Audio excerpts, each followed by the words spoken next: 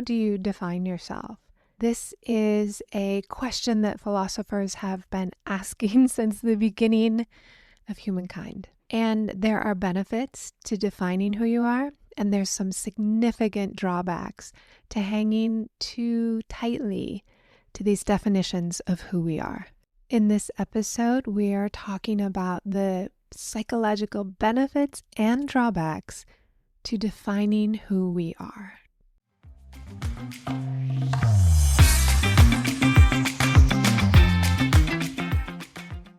I'm Dr. Amy Bakos, and I am the founder of the Art Therapy Center of San Francisco. And one of our forward-facing programs is the Modern Creative Woman, and I know you've heard about that. It is an incredible space for women to thrive. And the kind of space that this program occupies is similar to other academics who have transitioned from strictly research and writing into a position of bringing value to a much wider audience. So think Brené Brown, Carol Dweck, and the idea that we can bridge academics and knowledge and give it practical application is so important, and it's often missing in society.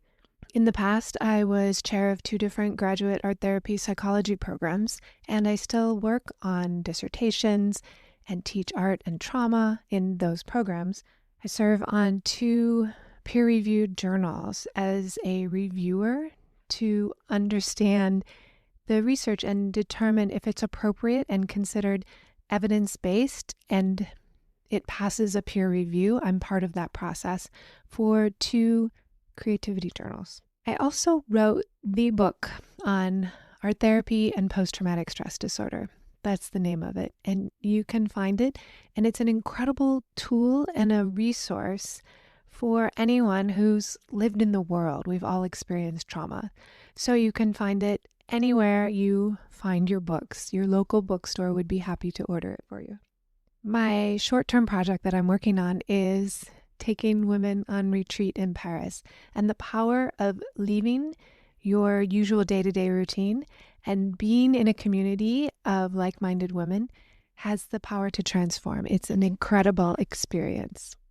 I'm really excited about a one-day women's retreat that I'm hosting in San Francisco this Saturday, and it's all about figuring the tools to create sustainable and lasting change. It will be tying your values and what's most important to you to your rationale, and then creating something much better than motivation. It's value-driven actions. And we'll be using art therapy and visualization, mindfulness, neuroaesthetics, neurocreativity to make the change stick. I'm so excited for this.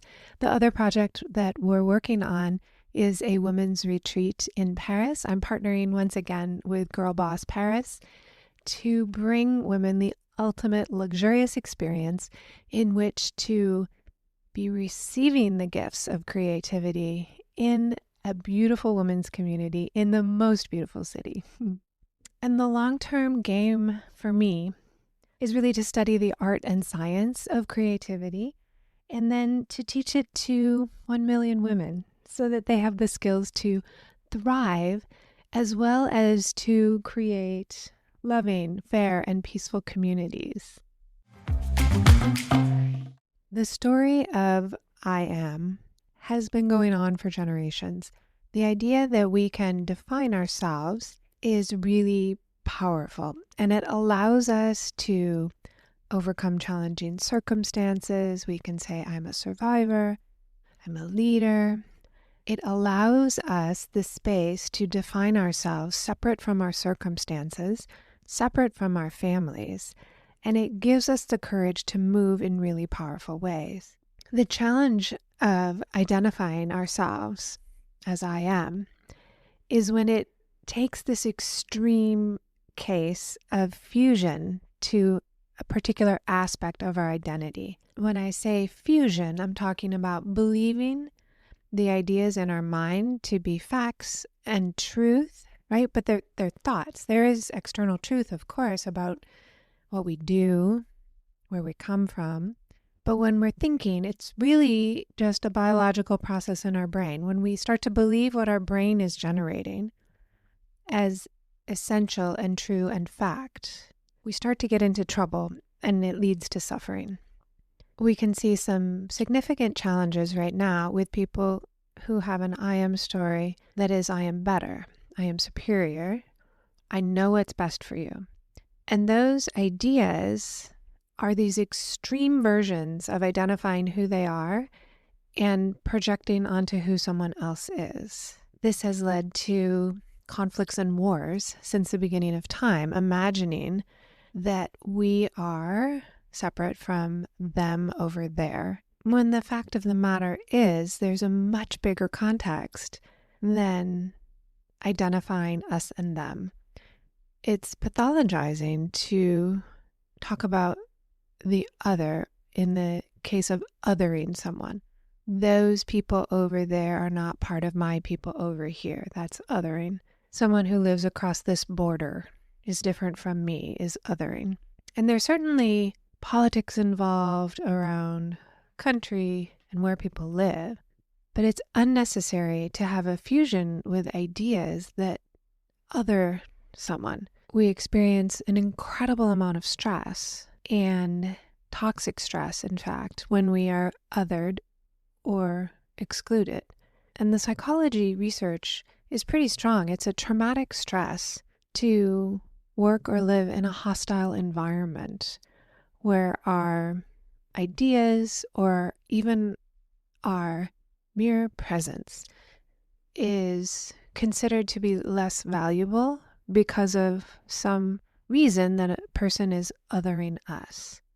So I'm talking about, of course, gender. That's often my focus. I'm also talking about race and sexual orientation and ability, the country of origin. All of these things are ways that we could describe ourselves and feel good about. And they're ways that we can be described and disparaged by others.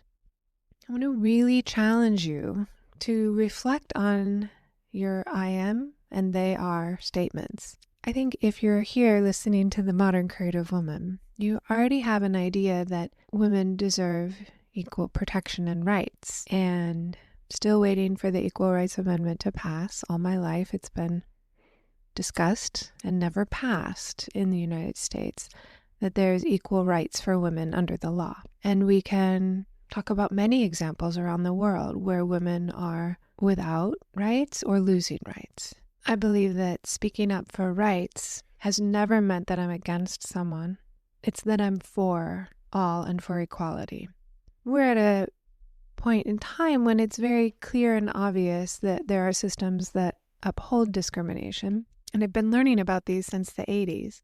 People have been teaching about these since the beginning of time.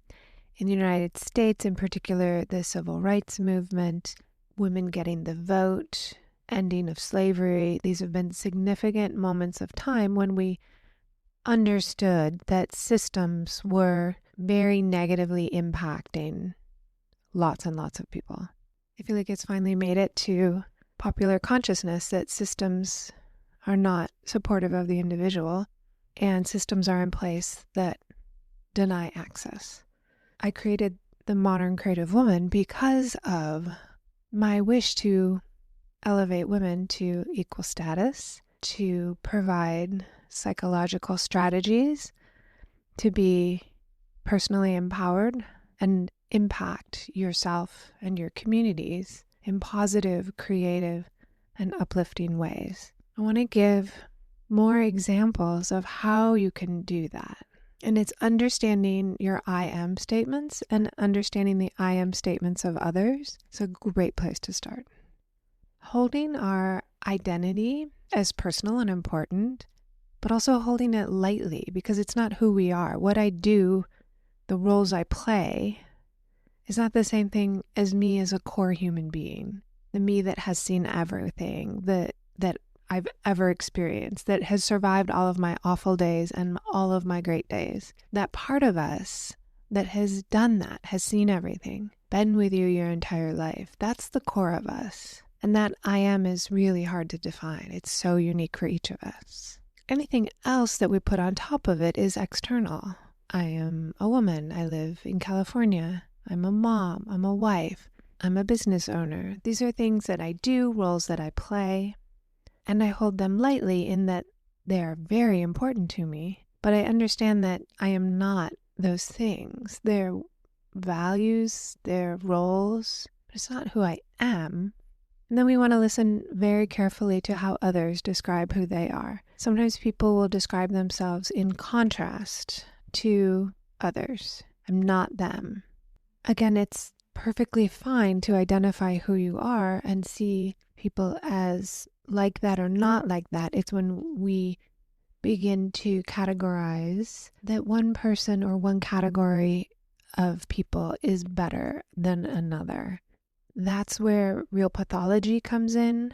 Each side suffers tremendously. There is a huge loss when we are othering people and finding them to be less than, that we pay a huge price. And the person being othered, we pay a huge price as well. I love the quote, "It ain't what you don't know that gets you into trouble. It's what you know for sure that just ain't so." That quote has been attributed to many authors, Mark Twain, but also Ken Hubbard, Will Rogers, who knows who said it, Artemis Ward. The idea that we have to have cultural, academic humility to create space for ourselves and for others. Having humility of knowledge allows us to be a great neighbor. It allows us to drive our car a little easier. There's so many ways that we benefit from thinking in this much more creative approach. If we begin to assume that our thoughts are true and we know what's true, we will blindly trust our wild brain to lead us into very dark paths. You couple that with watching the news, and it leads to really dark places. When we have cultural humility, it means that we're curious about other people. We don't appropriate their culture. We don't steal their ideas. We don't engage in ways that take credit for their work. When we have academic humility, it means that what we have learned, we recognize as contextual. We learned it from a particular source. In the wider scheme of things change. New information gets added, and not every source will give us the same picture of what's happening. Now, when we have humility about culture or knowledge, for many people this feels scary and uncertain. They want to know for sure. They want to be able to say what things are with a high degree of certainty. It feels safer. They don't have to muddle through problems, question themselves, question situations. The brain is trying to be very efficient. It wants us to lump things together. It wants us to categorize. And it can feel uncertain for many people to have humility. The advantages of having academic, scholarly, and cultural humility means that we're open to receive new information. We're willing to grapple with conflicting information, and we're willing to integrate new information into our existing ideas. At the very least, having humility means that we're not othering someone, we're not treading on other people's ideas or claiming credit. Even if you struggle with adapting new information into your thinking, the brain will struggle with that for sure. Having humility is sort of a wiser place to be. It recognizes that one person can't possibly know it all. One group of people can't possibly be correct on everything. It's simply not true. If you need more evidence for this, you can look around the world. There are many, many religions. There are many, many languages. There are many ways of being and living. How could it be that one way of living in my house on my block could be the right way? It's not true. Another area that I really want to encourage everyone to think about is your own cultural humility regarding race and culture. And when you think of where to begin, I think education is the best place to start. I don't think it's necessary to unpack all your biases until you have a careful structure and that feels safe in which to do that. I love the book Mindful of Race. It's a book by Ruth King, and it fits really well with how I'm talking on the podcast and in the membership. She uses mindfulness, present moment awareness, to understand the discomfort that arises for many people when they're talking about considering race, culture, or when they're interacting with someone of a different race and culture. Her book is a very gentle, compassionate way of being able to think about race and culture. And it's a very important area that we get comfortable with.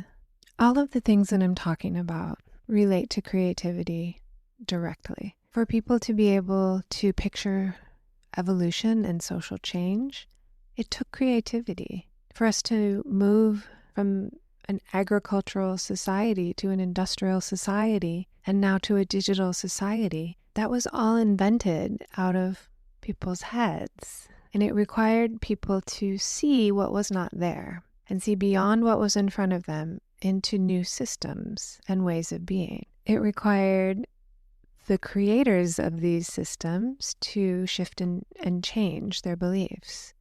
The 1960s was a time of huge upheaval in the United States. And then there was more upheaval in the 90s. And then again, the last 5 years. More and more people are able to see what's missing and start to put that into place and build that out. And that was one core skill that I picked up throughout my doctoral studies. It wasn't directly taught to me. This is something I inferred by putting all the classes together at the end and seeing what I could do differently was that I felt much more confident in seeing what was not there, seeing what's missing, perhaps in a person's life if I'm doing therapy, perhaps in the research literature and if I'm doing research, like being able to identify what's not there. And later I came to understand this as a creative process, to be able to see what you want without an example and build something out of it. Examining our biases has to be done to clear way for our creativity. When we make assumptions, when we believe that we know what's best and true and real, that's a spot of stuckness or fusion, thought fusion. And when you experience those moments with others, our job is to just be curious. It's not our job to change people's beliefs.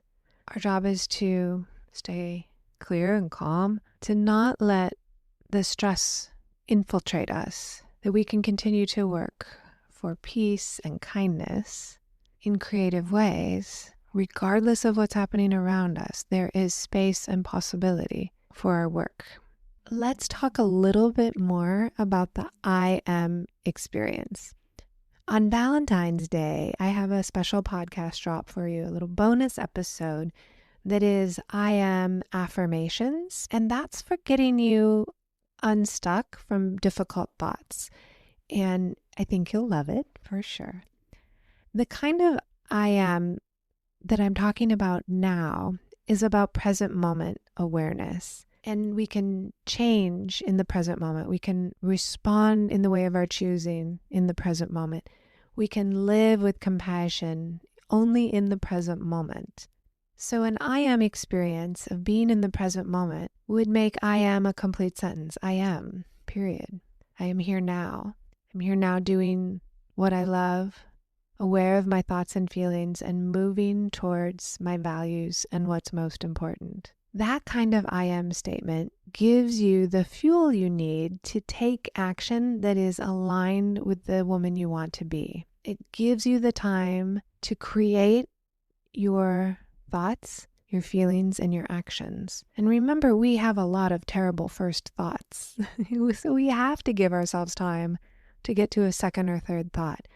Those first initial thoughts that pop into our head during uncomfortable conversations, during interactions with people where we kind of feel like we're triggering ourselves. Those thoughts are usually socially conditioned. They come from childhood or society. They're really usually pretty crummy. They're negative. They're going to make our emotions go worse. When we give ourselves a chance to have a few other thoughts before we act, it really is the space and time we need to move towards our values.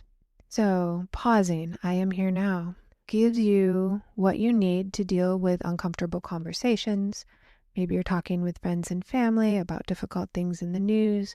Pausing, allowing yourself to have a little more patience with yourself about the urgency to say or do something can give you the peace of mind that I think we all want right now. I am here now. I'm aware of my thoughts and feelings, doing what I love as I move towards my values and what's most important. So try that affirmation on. Let me know what you think. And I really want to encourage you to move towards openness, psychological flexibility, humility around our knowledge and awareness of things.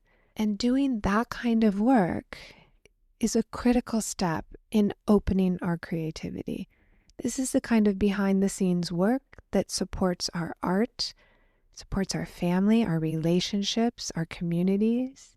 I read an incredible study that said having a community that you love, that you're involved in, can add 7 years to your life. So the statistics show that on average, people have 7 more years when they are involved in community. So doing this kind of self-searching insight work and building your creative capacity makes us better members of our community and allows us to connect more with community. The benefits of giving to our communities is huge. Donating money, of course, where you feel called to donate, but spending time with people, connecting with a neighbor, connecting with friends, bridging and bonding to others, joining a social group is huge. All of these are aided tremendously by cultural and social humility, scholarly humility, and making contact with the present moment to do that work.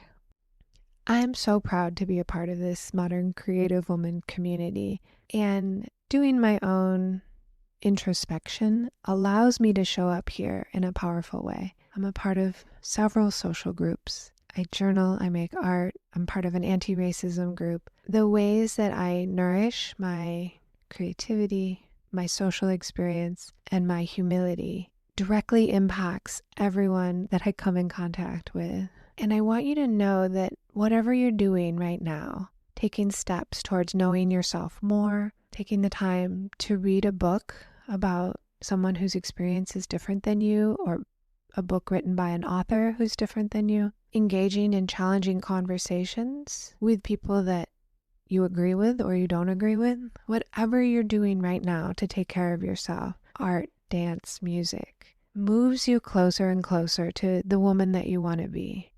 And it's a value.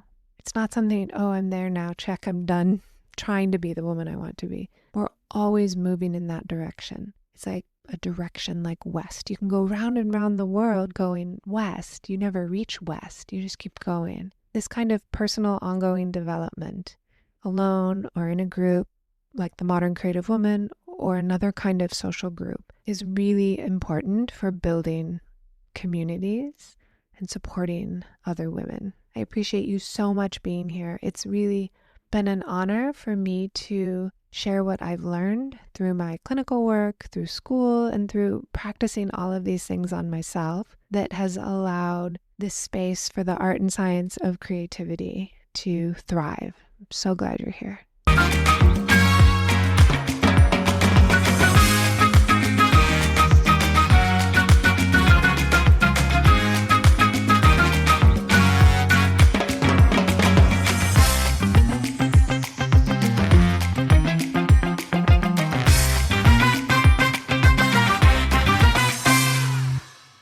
Now that you know all about cultural humility and creating space for yourself to go slow and taking a step away from those I am statements so that we don't other ourselves or our community members, what will you create?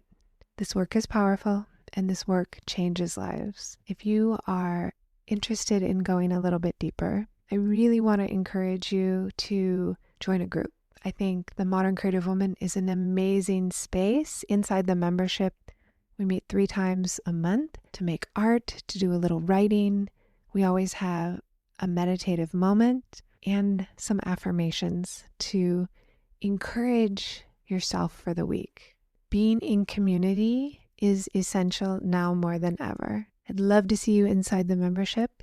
And if you're not ready yet, keep listening to the podcast and figure out a space where you can be with people in community. There's some links in the show notes for how to get involved in the membership.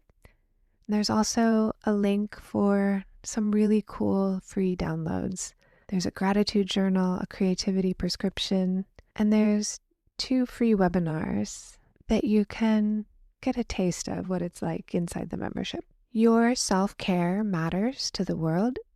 When you take care of yourself, it lets other people take care of themselves. And the people that you are responsible for, you can do a better job being present for them. Your significant other, kids, parents, whoever it is that you're caring for, when you take the time to nourish yourself, you're able to give them the care that you think is most important. Please take excellent care of yourself this week, and I'll see you in the next episode. Please take really excellent care of yourself this week, and I cannot wait to talk with you in the next episode.